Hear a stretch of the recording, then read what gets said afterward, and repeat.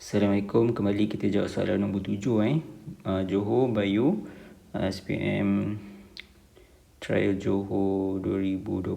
Okay, kita tengok soalan. Diagram 7A show 3 individuals and their energy requirement. Kat sini dalam gambar dia ada 3 keperluan tenaga yang diperlukan oleh 3 individu, iaitu buruh, kanak-kanak lelaki dan kanak-kanak perempuan. Dan dekat diagram ni dah tunjuk keperluan tenaga untuk buruh atas 15,000, untuk boy ni atas 10,000, untuk girl bawah 10,000. Okey, jadi kita tengok sebelum kita pergi ke situ, kita tengok sikit berkenaan dengan energy requirement. Energy requirement ni bergantung kepada 6 faktor, iaitu kepada umur, jantina, body size, occupation, sama ada dia pregnancy ataupun lactation, menyusukan, dan juga climate. Itu adalah faktor-faktor yang mempengaruhi energy requirement seseorang. Kita tengok soalan. Diagram 7A, based on diagram 7A, dia suruh compare the energy requirement for, dia nak energy requirement untuk siapa? Untuk labor dan juga boy, untuk buruh dan juga kanak-kanak lelaki. Jadi kanak-kanak perempuan tu dia tak nak. Jadi kita compare je lah. Jawapan ada di dalam gambar. Setiap gambar ada makna yang tersembunyi. Jadi kita kena carilah jawapan dari sebalik-sebalik gambar tu. Yang pertama kena compare dari segi, kalau nak compare, kamu kena compare dari segi dia punya graf lah. Cara nak compare, kita ada UPSR. U maksudnya unit, P fasa, S dia punya slope. Jadi kat sini tak ada slope lah, maksudnya dia punya data ni berapa. R reason, kenapa dia tinggi, kenapa dia rendah. Jadi pertama kita kena compare dari segi data dia lah. Untuk labor kat sini kita ada 15,000. Jadi atas 15,000 kamu boleh bagi nilai sama ada 15,000 ke atas lah, apa-apa saja nilai 15,000 ke atas. Kat sini saya bagi 16,000. 16,000 apa? Tengok dia punya unit, jangan tertinggal unit dia. Kat sini kita ada unit kilojoule. Untuk kanak-kanak lelaki kita ada 10 atas 10,000, jadi kamu boleh agak-agak di dalam 11,000. Tak boleh lebih daripada 15,000 lah. 11,000 kilojoule. Jangan lupa kat sini kita ada unit dan kita ada slope dia. Fasa dia kita boleh gantikan dengan sama ada dia laborer ataupun boy. Unit dia punya nilai. Nilai dia. S ni adalah dia punya S dia punya slope lah. S ni maksudnya slope kalau graf tu ada turun naik. Ni graf ni tak ada turun naik. Seterusnya macam mana kita nak buat ayat? Buat macam biasa. Laborer needs, ayat kamu yang pertama laborer needs 16,000 kilojoule of energy, while laborer need berapa? 16,000, jangan tinggal apa? Unit kilojoule of energy, while manakala, kena ada perkataan while. While tu penyambung ayat ni. Kalau kamu nak differentiate, kamu nak compare kan, while the boy needs berapa tadi? Boy needs 11,000 kilojoule.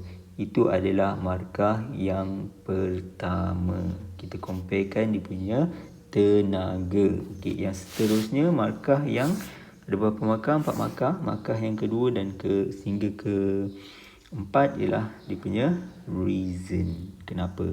Reason ni kita berbalik kepada faktor-faktor yang mempengaruhi requirement of energy lah. Sekarang ni yang berkaitan dengan boy dan laborer adalah Sex tak ada sebab dia sama jantina. Kita boleh kaitkan dengan age, boleh kaitkan dengan body size, boleh kaitkan dengan occupation. Ada 3 markah dekat situ. Jadi cakaplah dari segi body size. Okay, dari segi body size, labourer tu dia punya metabolism lagi tinggi. Jadi dia memerlukan tenaga yang lebih banyak. Okay, needs more energy. Lepas tu labourer work harder. Jadi they need more energy in their daily requirements. Okay, itu poin yang kedua. Poin yang ketiga, compare, kena ada perkataan compare. Yang ketiga, apa lagi?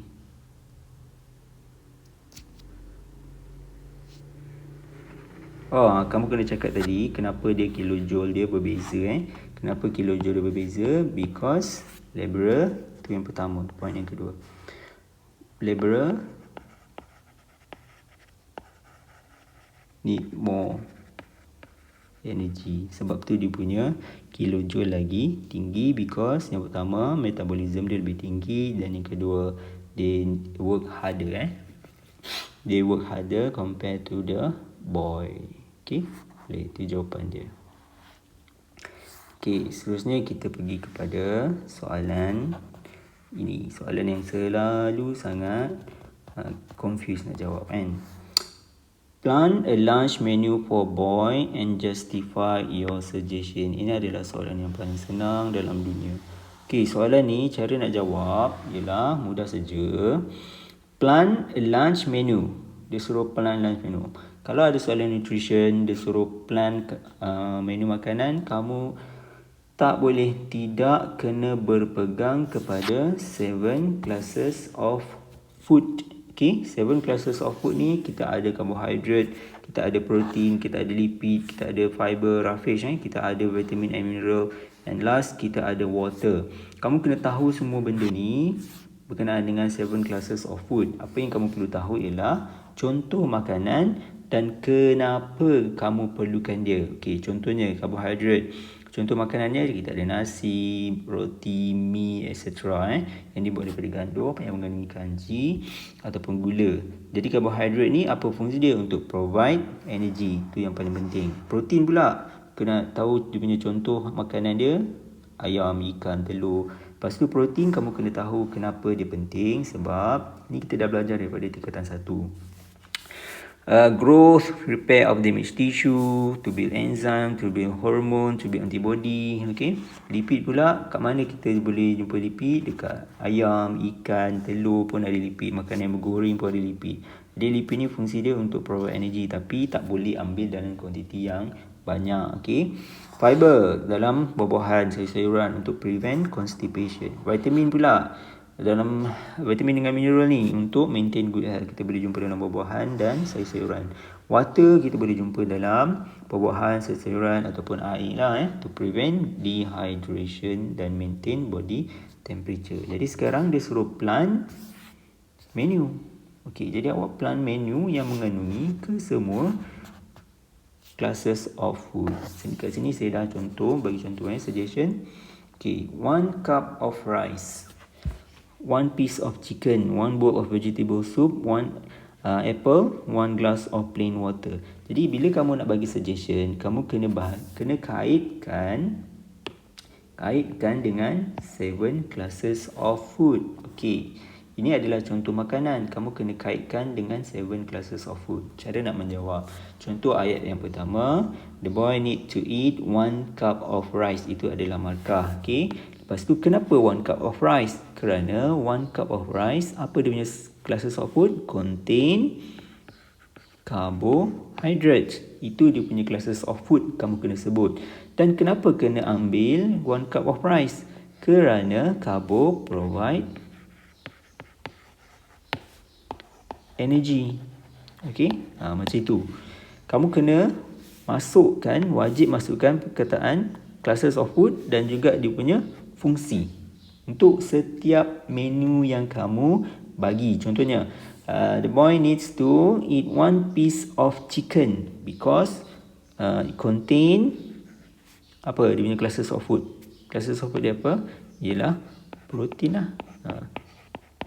Protein. Lepas tu protein, apa fungsi protein? Untuk seperti yang kita dah bincangkan tadi. Okay. Fungsi protein adalah untuk for growth, to build enzyme, to build antibody, to repair damaged tissue, to replace damaged tissue, macam tu. Boleh faham tak? Lepas tu dalam chicken juga mengandungi lipid. Okay. Ada banyak point dekat chicken ni. Jadi lipid. Okay, apa fungsi lipid? Lipid untuk provide energy juga. Okay, boleh faham? Okay, seterusnya kita ada vegetable soup. Dekat vegetable soup contain vitamin dengan mineral. Okay, apa fungsi vitamin dengan mineral? Okay, untuk provide good health. Lepas tu dekat soup ni ada apa? Ada water.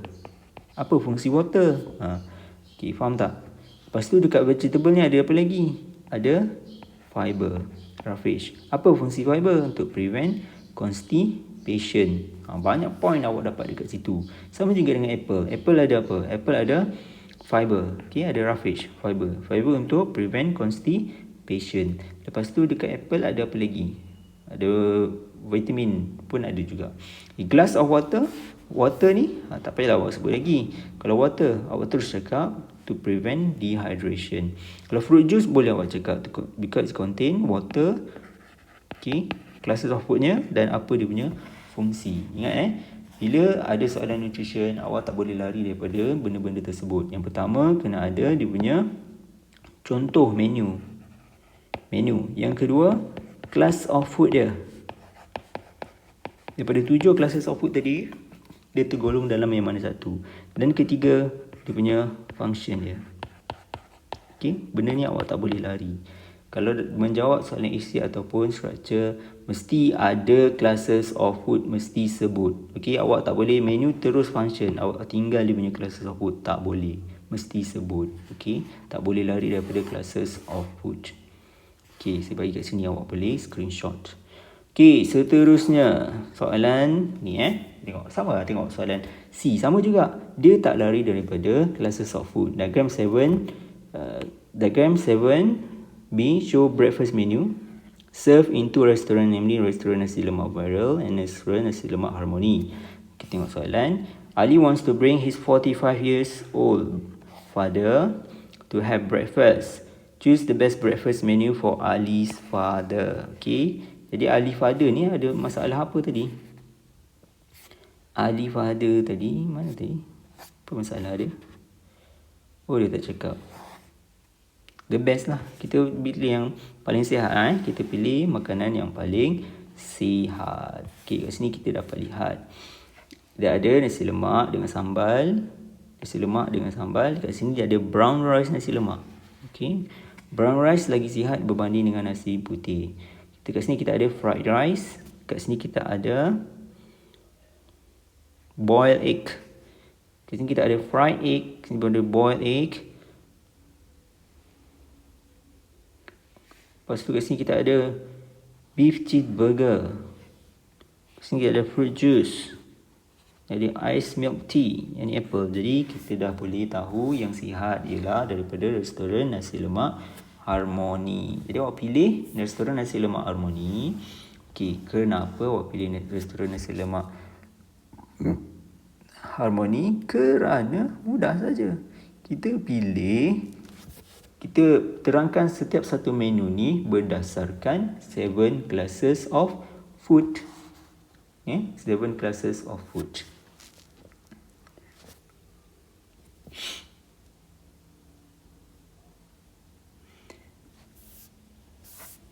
Okay, sekarang kita bagi reason. Kenapa kita pilih 1 cup of brown rice? Dia punya classes of food ialah carbohydrate. Okay, jadi kita boleh cakap bahawa brown rice ni contain less starch. Dia contain less starch. Maksudnya carbohydrate dia kurang berbanding dengan nasi putih yang biasa, nasi lemak tu. Jadi kurangkan G dapat mengurangkan apa? Kenapa kita nak ambil yang less starch? Sebab kita nak reduce the chance to get diabetes. Okay, diabetes.